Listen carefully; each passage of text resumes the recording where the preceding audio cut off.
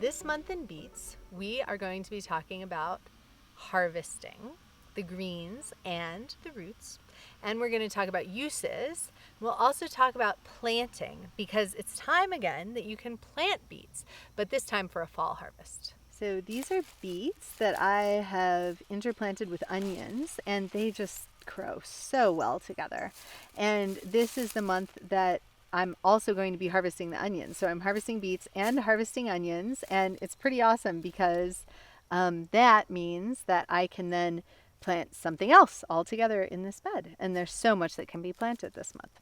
So if you aren't quite ready to be harvesting the beets, I'm kind of harvesting these ones right now on an as needed basis because they can still get a little bit bigger.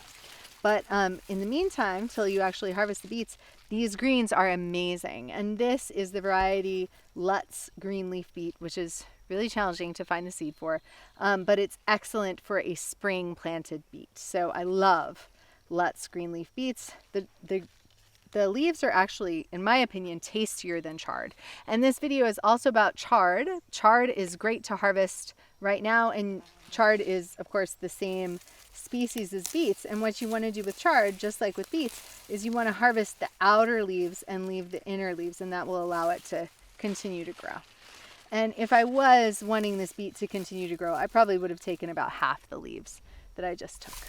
But what we're going to do with this beet right now is we're going to pull it out of the ground and harvest it. So this is a really nice beet.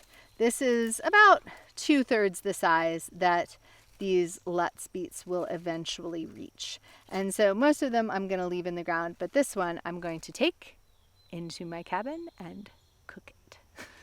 Now we get to talk about uses of beets, which is one of my favorite parts of talking about these vegetables, is talking about uses, because I really enjoy eating and I also really enjoy cooking. So with beets, there's all sorts of things you can do with them.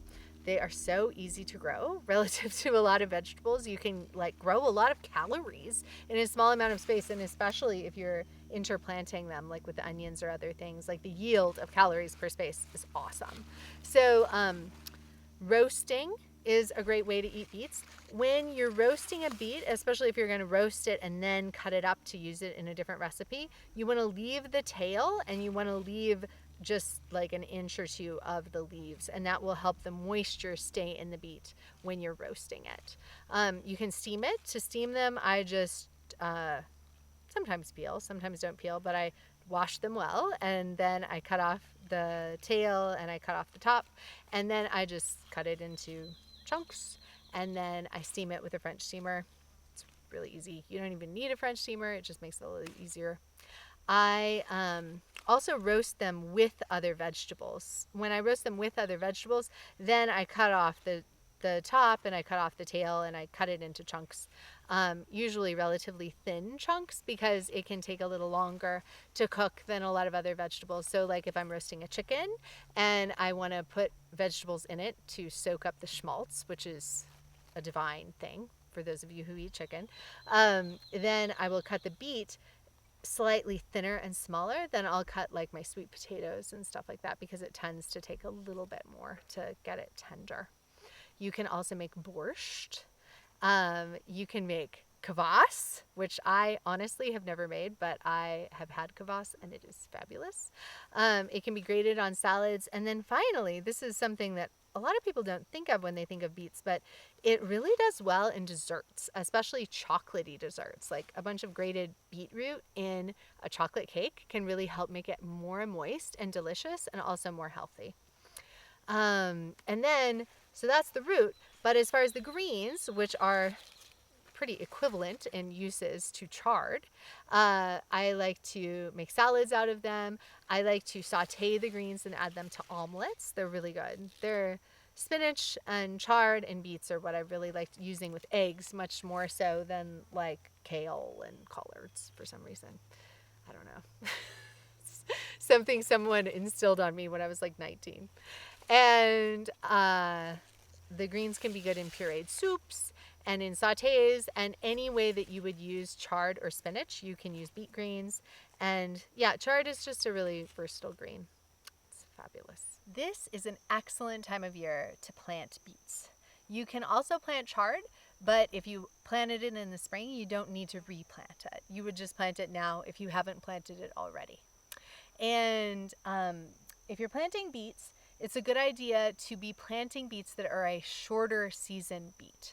And that's because the cold, believe it or not, is going to be coming.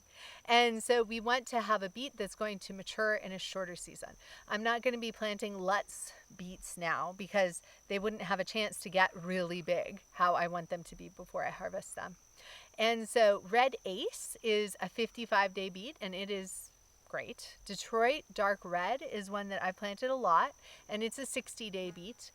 Chloe's a fan of Cylindra beets, and those are 58 days. They're like long and skinny. They're pretty fun.